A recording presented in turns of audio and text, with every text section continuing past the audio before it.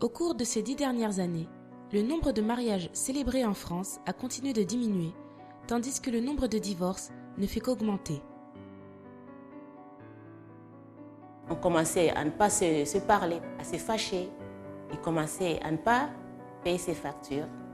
À un moment donné, 5 ans, 10 ans, c'était trop.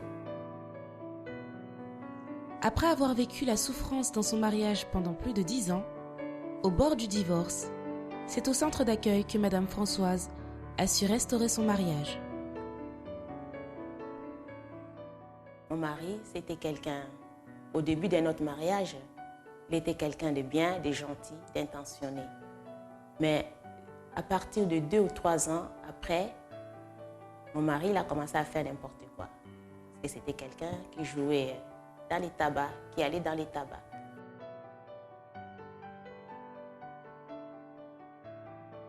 Il commençait à ne pas payer ses factures, les loyers, toutes les factures de la maison. On commençait à se fâcher, on commençait à ne pas se parler. Quand j'apprenais les dégâts qu'il faisait, je l'aidais toujours à payer les factures.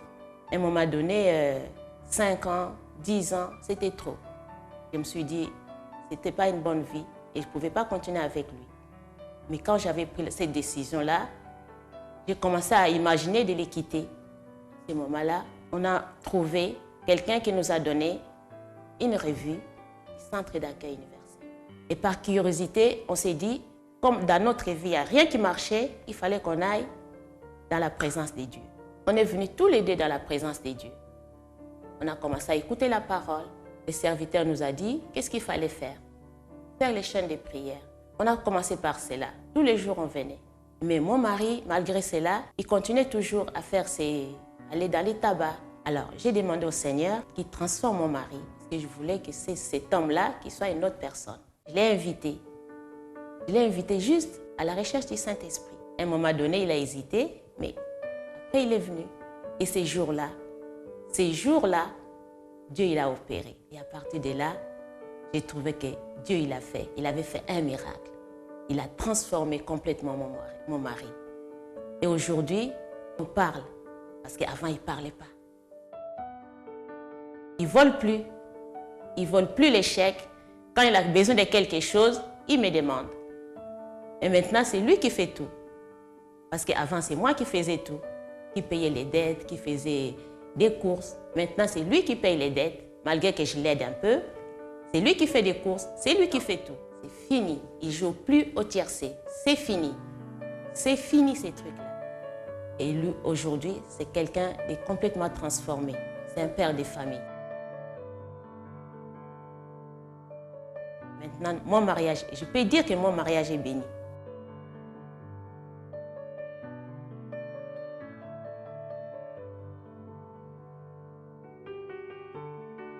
L'Éternel a transformé ma vie complètement, car quand je suis arrivée au centre d'accueil, j'avais une vie complètement détruite. J'avais des problèmes dans mon couple, dans mon mariage. Mon mari sortait beaucoup, sortait le week-end, il sortait le vendredi, rentrait que le lundi soir. Il a eu la trahison, l'infidélité, il faisait beaucoup de choses, il était vicié, tout cela. Vicié en quoi? En l'alcool. Il buvait beaucoup d'alcool, il fumait et cela, ça posait beaucoup de problèmes. Aujourd'hui, ma vie, elle est complètement transformée car la première des choses que j'ai fait quand j'ai rentré au centre d'accueil, j'ai écouté la parole et je l'ai mis en pratique. Tout ce qui sortait de l'hôtel, c'était pour moi. Et je me suis accrochée à la parole en tout, avec tout mon cœur, tout mon être. Je me suis accrochée et j'ai pratiqué, j'ai mis en pratique tout ce que j'ai écouté sur l'autel. J'ai mis en pratique et Dieu a transformé ma vie peu à peu. Toute ma famille, nous sommes dans la présence de Dieu. J'ai le mari de mes rêves. Nous sortons, nous allons au restaurant, nous partons en vacances toutes les années. Et il n'y a pas d'infidélité. Mon mari aujourd'hui ne boit pas, ne fume plus et nous sommes là dans la présence. Il est transformé. Dieu a sauvé votre mariage. Dieu a sauvé mon mariage. Aujourd'hui, si nous sortons, c'est ensemble, en famille. Au moi et lui. Il ne sort plus toute seule. Et les enfants aujourd'hui, j'ai mon fils qui vit en Suisse. Ma fille est banquière aujourd'hui. Mais il nous reste les deux plus petits qui sont à l'école. Ils sont des excellents élèves. Ma fille de 17 ans, c'est la première de la classe. Dieu a transformé ma vie. Soyez bienvenus à cette émission France en direct. Nous recevons des questions. Pourquoi nous avons ici cette phrase « Mon tour est arrivé ». Ça veut dire que nous devons avoir cette pensée. Nous sommes dans la campagne d'Israël et la campagne d'Israël, c'est une opportunité, vous savez. Il y a beaucoup de personnes qui sont comme ces mains que nous voyons ici, qui sont dans la boue du monde. Hein? Et la phrase qui dit ici, c'est « Je ne te laisserai point aller, que tu ne m'aies béni ». Ça, c'est Jacob qui a dit à Dieu, à l'ange qui était devant lui, « Tu ne sors pas d'ici si tu ne me bénis pas ». Alors, c'est comme ça, la foi, c'est comme ça. La foi n'est pas seulement parler « Ah, je crois en Dieu, j'ai une religion ». Non, la foi, c'est déterminer, c'est lutter. La foi exige courage, force. Et à travers cela, beaucoup de personnes ont reçu déjà la réponse, réaliser ses rêves, réaliser ses objectifs. Des personnes qui ont été guéries de maladies incurables, des mariages qui ont été rétablis à cause de cette situation. La campagne d'Israël, c'est une opportunité. Mais il faut que nous disions, mon tour est arrivé. Et c'est pour vous, cette campagne. J'ai ici avec moi Hermeline. Oui. Bonjour Hermeline. Comment étiez-vous avant de connaître le centre d'accueil? Je connaissais Dieu, mais pas comme j'ai connu au centre d'accueil. Vous connaissez Dieu, ça veut dire que vous fréquentez... connaître, oui, j'ai déjà fréquenté une église, mais je ne faisais pas la volonté de Dieu. Vous avez parcouru beaucoup d'églises, c'est ça?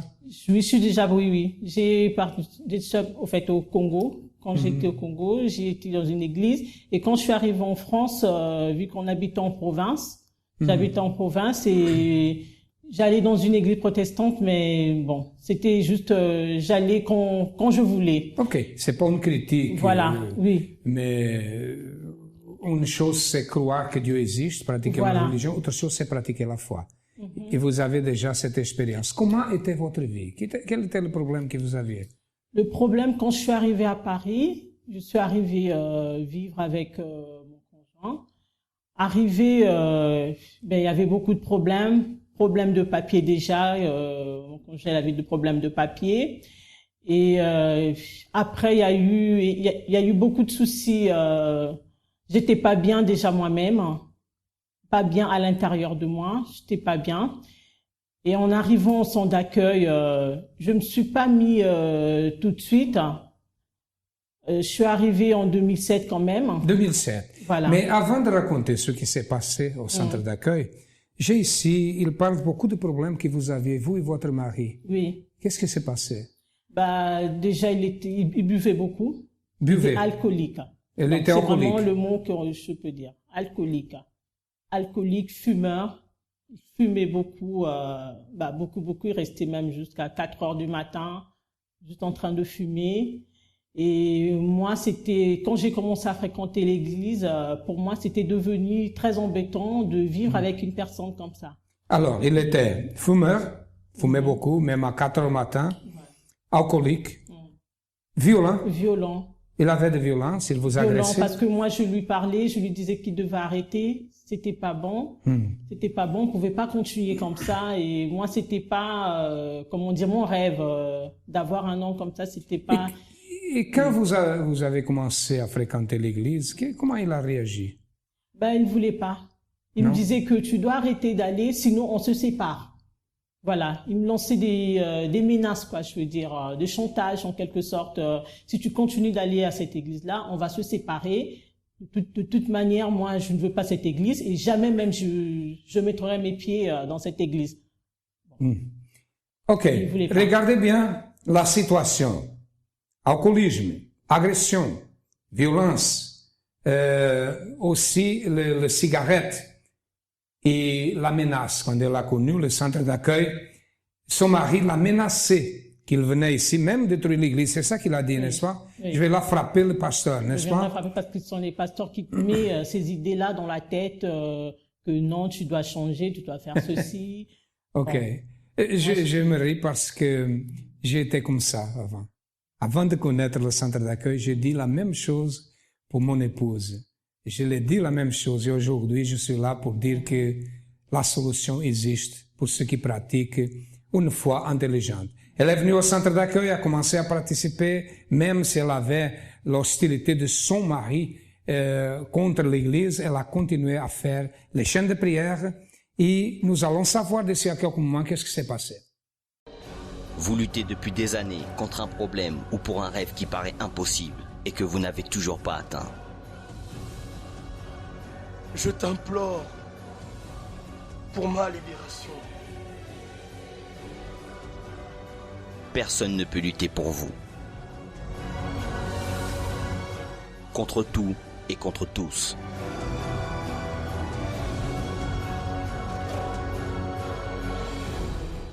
Le chemin, l'autel.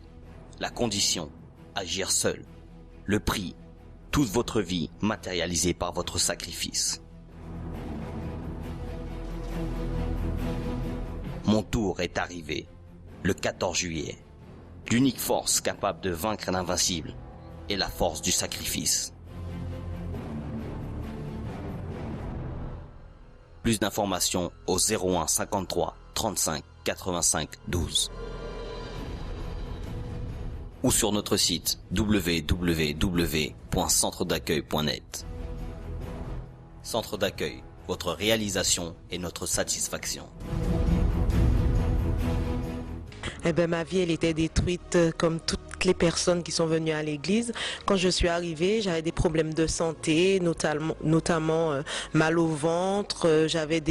Mes deux trompes étaient pas bonnes. J'étais pas bien en fait. Côté santé, ça n'allait pas. J'avais toujours mal au ventre et j'ai fait plusieurs échographies pelviennes et le docteur me disait que mes trompes n'étaient pas bonnes en fait. Mais c'était pas ça qui me donnait la douleur. Mais je ne savais pas qu'est-ce qui me donnait la douleur. Et puis un jour, on m'a donné un sommeur. Et je suis venue à l'église. À partir de ce moment, tout a commencé à changer. Je venais tous les mardis pour oindre mon ventre avec l'huile de l'onction pour pouvoir que Dieu me bénisse à ce niveau pour que je puisse être guérie de ce mal en fait. Mais au début, j'avais le mal, je ne savais pas qu'est-ce qui me faisait ça. Et toujours, je ne sais pas. Mais Dieu, il m'a guéri de ce mal. J'étais mariée avec mon mari, mais on essayait d'avoir un enfant et on n'arrivait pas. Alors, quand j'ai vu que j'arrivais pas à avoir des enfants, en fait, avec lui, j'ai été chez le médecin plusieurs fois et on m'a fait plusieurs échographies pelviennes et ces échographies me montraient, en fait, les docteurs me montraient que j'avais les deux trompes défectueuses et que je pouvais pas plus avoir d'enfants, en fait. Alors moi, j'étais révoltée, j'ai dit, ah non, Seigneur, tu m'as permis de me marier, c'est pas pour que maintenant je peux plus enfanter, surtout que j'ai pas d'enfant avec mon mari. Alors j'ai fait une campagne d'Israël. J'ai dit à Dieu, tu nous permets de nous marier, mais après il faut que tu me donnes mon enfant. Et comme bien avant cela, j'essayais d'avoir un enfant 2 ans avant et que j'y arrivais pas, alors j'ai fait la campagne et j'ai vraiment déterminé, j'ai sacrifié, je n'acceptais pas la situation. J'ai dit à Dieu, moi, je sais que je vais avoir un enfant. Avant que l'année 2009 se termine, je sais que je serai enceinte. Et pasteur, j'étais sûre que j'aurais eu mon enfant, que je serais tombée enceinte avant que l'année se termine. Je sais pas, j'avais une paix, je savais que j'allais être enceinte en fait. Et bien avant ça, 2 ans avant, pas 2 ans, durant 2 ans, on a essayé de faire le bébé. Ça ne venait pas, mais après ma campagne, j'étais sûre, j'ai dit Seigneur, je sais que je vais tomber enceinte avant que 2009 se termine. Je me suis battue, j'ai sacrifié, j'ai donné tout ce que j'avais, tout ce que j'ai touché, j'ai mis sur l'autel, j'ai donné à Dieu. Et en octobre 2009, je suis tombée enceinte. Et j'ai accouché le premier jour de la campagne d'Israël 2010, le 24 mai. Alors Dieu m'a bénie de tout ce que je voulais. J'ai une vie bénie, j'ai une santé, une bonne santé. J'ai mon mari, mon mariage, tout marche bien. L'enfant va bien? Oui, lui il va très bien. On l'appelle même le vaillant puisque il a beaucoup d'énergie et il se porte très bien et tout va bien. Dieu m'a restauré mes trompes. J'ai pu avoir un enfant. Je pense que si j'en veux d'autres, j'en aurai. Et tout va bien. tout va bien et il faut que je persévère encore davantage dans ma foi pour pouvoir avoir de plus grandes bénédictions encore. Amen. Amen, pasteur. Hermeline, comme vous aviez déjà fréquenté religion, d'autres dénominations, quand vous êtes arrivé au centre d'accueil, qu'est-ce que vous avez trouvé de différent?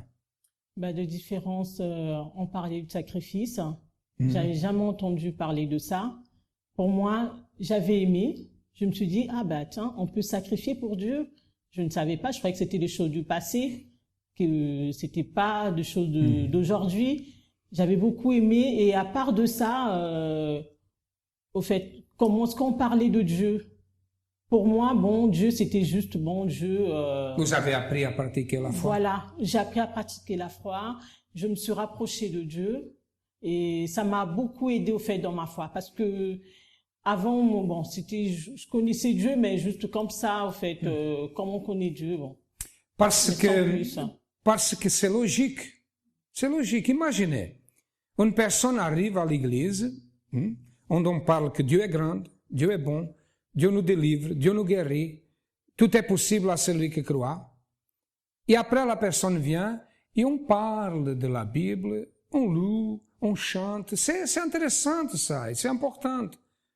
Mais et les problèmes sont là. Où est le Dieu de la Bible? Où est le Dieu d'Abraham, d'Isaac et d'Israël? Où est le Dieu que le Seigneur Jésus parlait? Il parlait du Père. Où est le propre Seigneur Jésus? C'est cela que beaucoup de personnes désaniment, beaucoup de personnes abandonnent. Pourquoi? Parce que la pratique religieuse ne va rien changer. Ce qui change, c'est la pratique de la foi, une foi intelligente. Dites-moi une chose, Hermeline. Quel a été le moment le plus fort de la foi, le plus haut de la foi au centre d'accueil pour vous? Au moment du pardon, on avait parlé du pardon. Et moi, c'était très difficile, au fait, pour moi. Pardonner. De pardonner. De pardonner, c'était à ma tante. Oui, le pasteur m'a dit qu'on devait pardonner. Et c'est là où vraiment que moi j'ai dit que dans cette église-là, tout ce que j'entendais pour l'église de cette église, je dis que non, c'était faux. Ok, le pardon a été très important. C'est le premier pas. Mais qu'est-ce que vous avez fait qui a changé complètement votre vie de votre mari? La campagne d'Israël. La campagne d'Israël. Voilà, j'ai participé à cette campagne d'Israël. C'était la campagne d'Israël du mois de mai 2012. Du puits de Jacob. Jacob. Ça parlait de l'amour. Moi, j'ai dit que voilà, ça c'est la campagne où je veux me lancer. Qu'est-ce que vous avez fait dans cette campagne-là? Dans cette campagne, j'ai sacrifié, j'ai tout sacrifié, quoi. Vous avez mis un sacrifice sur l'autel, c'est ça? Sur l'autel. Volontaire. Voilà. Et vous avez demandé quoi à Dieu? J'ai demandé à Dieu si c'est la personne avec qui je dois continuer dans ma foi, qui puisse permettre que tout soit établi, que tout soit arrangé tel qu'était mon désir. Et si c'est pas cette personne-là, mais qu'il puisse m'éloigner de lui. Ah, ça veut dire que vous n'étiez pas mariés? On n'était pas, oui. Ah, vous vivez ensemble? Pas bien, oui, voilà. Vous aviez des enfants ce temps-là? Oui, on a eu un enfant et le deuxième qu'on a eu ici quand je suis arrivée à l'église. Les enfants ont beaucoup souffert à cause de ça aussi. Ah oui, le premier il a beaucoup souffert. Vous avez demandé à Dieu quoi? La fin de l'alcoolisme, voilà, du vice, de la violence, et aussi demander le mariage. Oui. C'est ça. Oui. Ok. D'ici à quelques moments, nous allons savoir si elle a reçu la réponse. Regardez plus de témoignages. Je dépendais beaucoup des somnifères, dont type Exomil, et j'en prenais beaucoup. Et ce qui se passait, c'est que, en fait, au lieu de dormir le soir, c'est le matin que je dormais. Donc c'était très difficile pour moi d'aller travailler. Et quand j'ai connu le centre d'accueil, parce qu'on m'a remis un sommeur, et depuis j'étais délivrée de tout ça, je dors très bien. J'étais quelqu'un qui était, on va dire, perturbé, qui n'avait pas de repères dans le sens où j'étais vicié dans la pornographie, j'étais vicié dans la bagarre, surtout la violence. Je me battais avec n'importe qui, j'avais peur de personne. Je voulais en fait me créer une identité parce que j'avais pas de personnalité.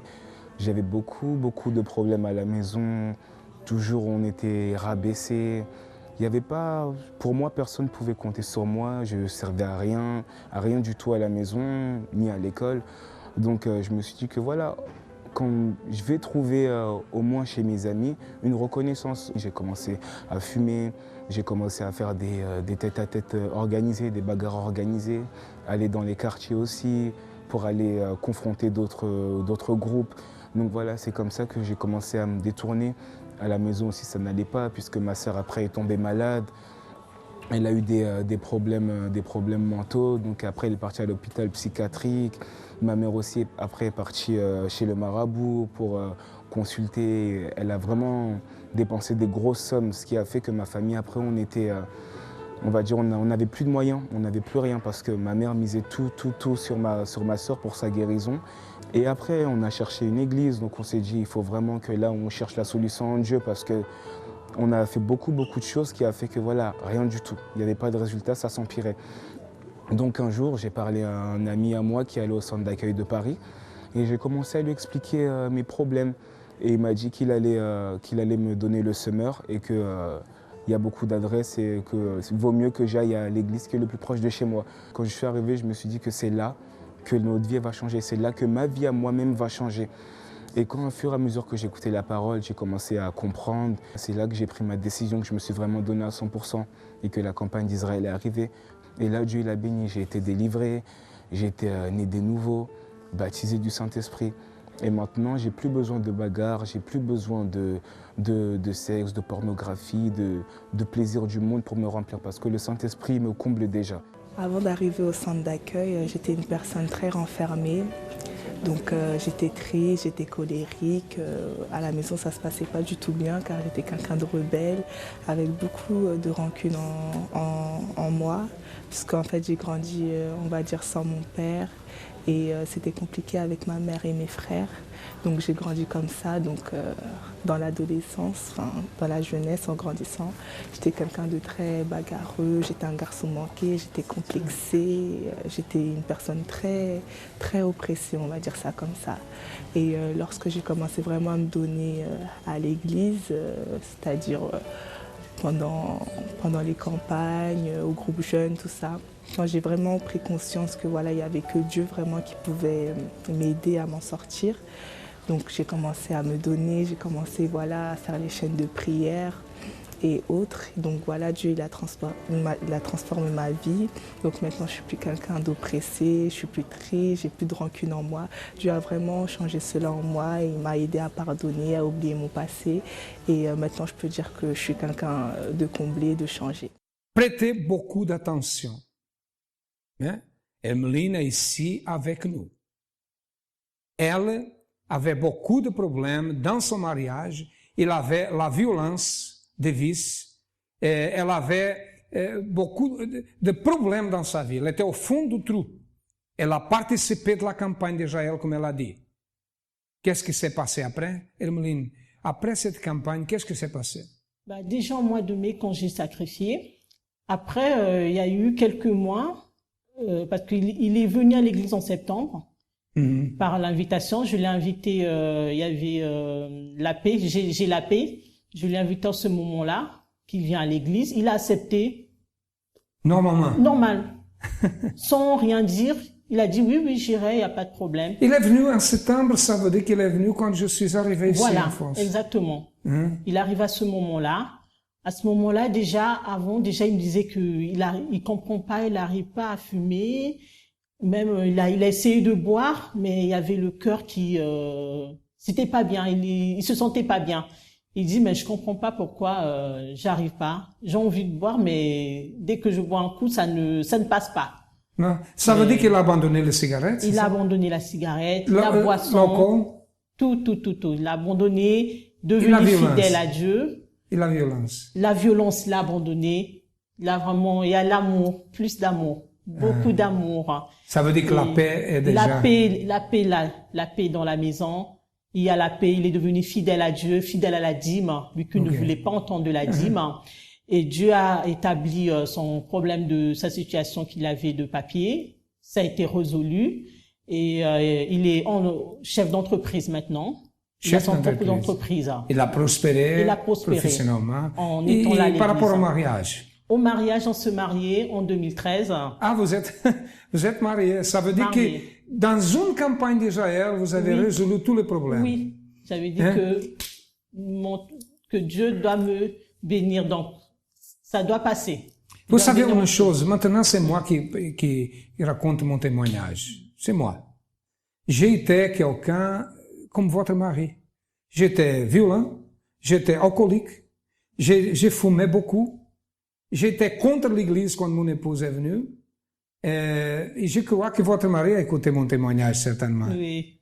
C'est ça? Il vous a écouté, ça l'a beaucoup touché, il a été baptisé. En plus qu'il a été baptisé, il a été baptisé par Ça veut dire que mon témoignage l'a aidé? Oui, il a dit que ça c'est moi.